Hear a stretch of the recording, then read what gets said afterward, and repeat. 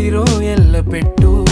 ಜೋಡಿಸಿ ಪುಟ್ಟ ನೆನಪುಗಳೆಲ್ಲ ಒಂದೊಂದೇನೆ ಕಿಸೆಯೊಳಗಿಟ್ಟು ಮಾತಿಲ್ಲದೆ ಮಾತಾಡುತ್ತಾ ಸಂದೇಶ ನೀಡುತ್ತಿದೆ ಭಾವನೆಗಳು ಭಾಷೆಯ ಮೀರಿ ಮಾತಾಡುತ್ತಿದೆ ಓ ಚಾರ್ಲಿ ಕೇಳು ನಿ ಸಾವಿರ